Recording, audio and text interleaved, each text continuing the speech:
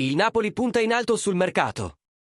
Il club azzurro ha messo gli occhi su Aleandro Garnacho, giovane promessa del Manchester United, per sostituire Kvicha Kvaratskhelia, in partenza per il PSG. Prima di tuffarci nei dettagli di questa calda trattativa, non dimenticate di lasciare il vostro like e di iscrivervi al canale per seguire tutti gli aggiornamenti del Napoli. Sul mercato dei trasferimenti.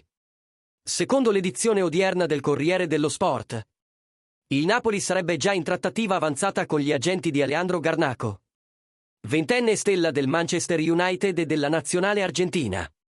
Il direttore sportivo Giovanni Manna ha incontrato i rappresentanti del giocatore a Barcellona dopo aver concordato la cessione di Kvaratskhelia al PSG a Montecarlo.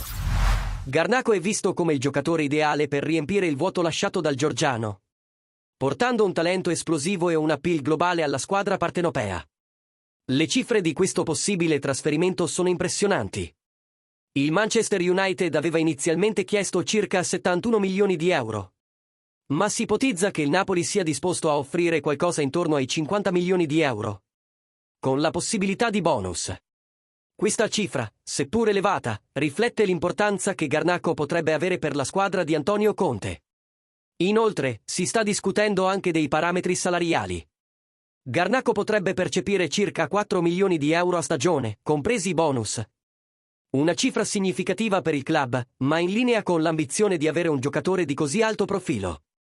Garnacho, nato a Madrid ma di origini argentine, è considerato uno dei giovani più promettenti del calcio mondiale.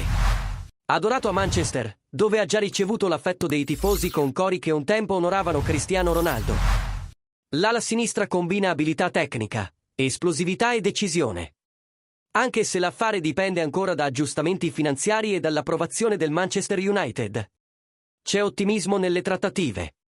Il Napoli è determinato a portare Garnacho al Diego Armando Maradona, puntando sulla sua gioventù e sul suo talento per mantenere la squadra competitiva sia in Serie A che in Champions League. Cosa ne pensate, tifosi? Garnacho sarebbe il sostituto ideale di Kvaratskhelia? Lasciate le vostre opinioni nei commenti e restate sintonizzati per ulteriori notizie.